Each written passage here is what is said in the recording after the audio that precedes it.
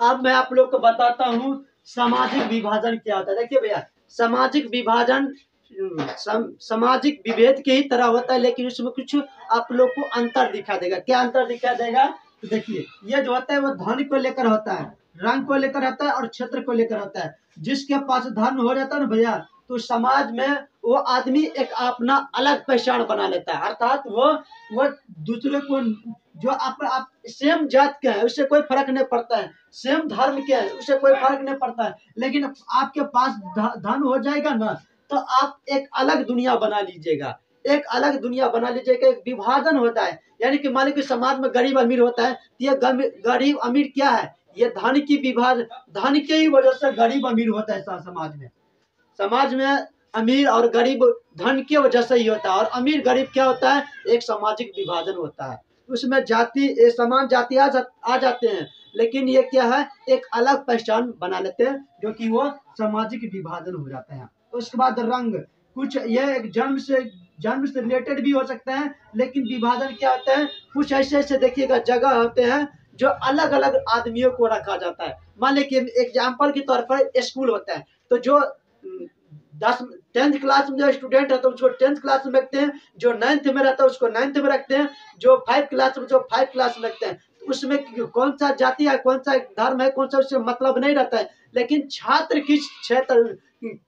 किस वर्ग में है, उसको किस वर्ग में होना चाहिए। जो भी क्लास, जिस क्लास का स्टूडेंट रहता है उसको अलग अलग वर्ग में, अलग अलग कक्षा में, अलग अलग रूमों में बैठाया जाता है। उसी प्रकार जो होता है, उसी प्रकार ये रंग जो होते हैं, कभी कभी आदमियों को गोरे रंग को अलग पहचान बना देते हैं, काले रंग को अलग पहचान बना देते हैं, और साथ ही साथ उस नाम को भी आदमी रख देता है, ये काला है, ये गोरा है, ये नाटा है, ये श्यामला है, ये रंग को भी आदमी बना देते हैं, जिसके कारण समाज में एक विभाजन प्रक्रिया बन जाता है। क्या होता है? विभाजन प्रक्रिया बन जाता है, जो कि एक समाज के विभेद का ही रूप ये भी है। उसके बाद देखिए क्षेत्र, क्षेत्र के क्या होता है, जिस प्रकार देखिएगा, जिस पंचायत का अलग क्षेत्र होता है, जिला का अलग क्षेत्र होता है, राज्य का अलग क्षेत्र होता है, देश का अलग क्षेत्र होता है। यह क्षेत्र के आधार पर विभाजन हो जाता है।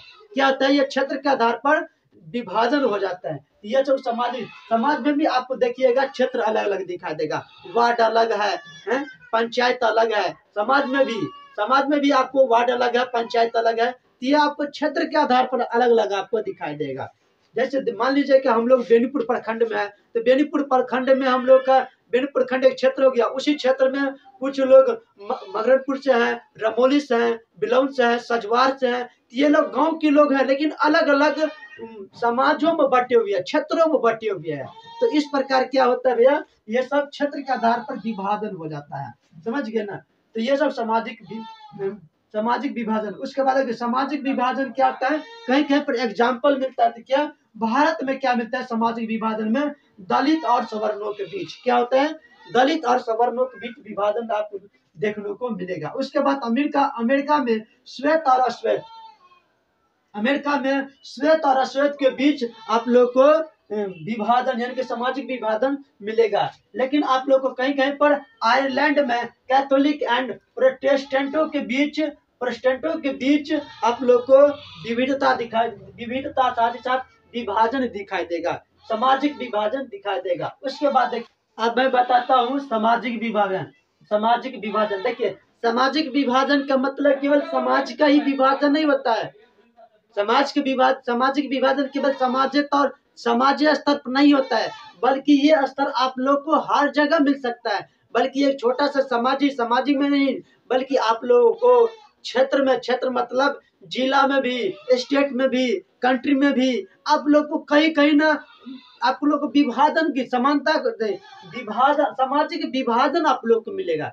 केवल यही नहीं है जो ये केवल बिहार में होता है, हर जगह आप लोगों को कुछ न कुछ दिखाई देगा। वही एग्जाम्पल मैं भारत में दिखाता हूँ कि सिक्किम और बिहारियों के बीच में सिक्किम और बिहारियों के बीच में कुछ न कुछ इनके भी विद्रोह हुआ था। बताया जाता है कि सिक्किम में बिहारियों लोगों को, सिक्किम ही नहीं भारत एक ऐसा है जो किसी भी लोगों को इंडिया के अंदर कहीं पर भी अपना निवास कर सकते हैं, निवास स्थान बना सकते हैं, ये नियम है। लेकिन सिक्किम में क्या होता है ना भैया, सिक्किम में बिहारियों को जो बैठे अपना घर बनाकर बैठे हुए थे, उन लोगों को भी सिक्किम से भागना पड़ा है, उन लोगों को भी सिक्किम से भागना पड़ा है। कि ये सब क्या है, ये सब सामाजिक विभाजन ये क्षेत्र के आधार पर हो जाते हैं। ये सब क्या है, क्षेत्र के सामाजिक विभाजन क्षेत्र के आधार पर हो जाते हैं, जो बिहारियों को या किसी भी प्रकार के राज्य को, अन्य राज्यों को, लोगों को यहाँ निवास करने के लिए अधिकार नहीं देते हैं। ये सब क्षेत्र के कारण हो जाते हैं। उसके बाद देखिए, गुजरात तथा बिहार में पिछले बार आप लोगों को भी मालूम होगा कि बिहारियों को गुजरात से किसी कारणवश बाहर कर दिया गया था। ये सब क्या है, ये सब क्षेत्र के ही कारण होता है। समाज विभाजन क्या होता है, ये क्षेत्र के ही कारण आदमियों को, दूसरे क्षेत्र के लोगों को अपने क्षेत्र में एंट्री नहीं करने देता। अर्थात वो किसी भी प्रकार के अगर व्यवहारिक गलत व्यवहार करता है तो उन लोगों को यहाँ से उठाकर बाहर कर देते हैं। ये सब क्या है, ये सब क्षेत्र विभाजन यानी कि सामाजिक विभाजन में क्षेत्र का जो मुद्दा है, ये क्षेत्र, यही क्षेत्र के कारण आदमी ये सामाजिक विभाजन उत्पन्न हो जाते हैं। नहीं तो किसी भी भारत के लोगों को किसी भी राज्य में जाने का पूर्ण अधिकार है, लेकिन किसी व्यवहारिकता के कारण एक राज्य के आदमी दूसरे राज्य में एंट्री नहीं करने देता है। तो ये सब क्या है, सामाजिक विभाजन। उसके बाद देखिए, सामाजिक विभेद में विरोध करने वाले भी कुछ लोग रहते हैं, समाज में भी कुछ लोग विरोध करते हैं, जिसका जो समाज का एकीकरण करने में सहायता प्रदान करता है। देखिए, समाज को विरोध करने में पहला इंसान था वो गणेश शंकर विद्यार्थी। जिस समय समाज में ये सब सामाजिक विभेद फैल रहे थे, उस समय ये विरोध करने वाले पहले व्यक्ति बात बताया जाता है कि समाज में गणेश शंकर विद्यार्थी हमेशा इन लोगों का हमेशा विरोध करते थे। क्यों? किसकी? जाति रंग की। तुम काले हो, गोरे हो, गारे हो, तुम उस संप्रदाय को, तुम उस संप्रदाय को, तुम उस धर्म को, तुम उस धर्म के हो। तो ये सब क्या है कि ये लोग ये सामाजिक विविधता को जो है विरोध करते हैं। कौन? गणेश शंकर विद्यार्थी।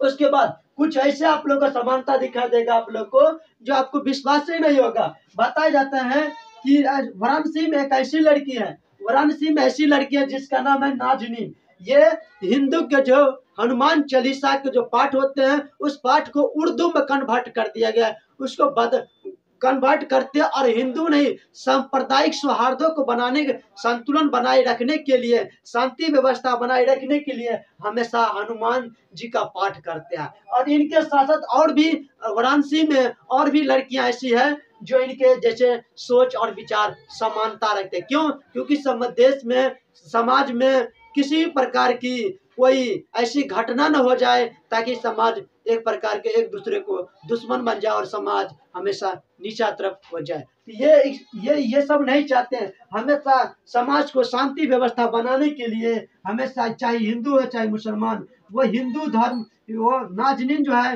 नाजनीन जैसे मुसलमान लड़की हिंदू को भी हनुमान चालीसा का पाठ करके शांति व्यवस्था बनाए रखने में योगदान देता है।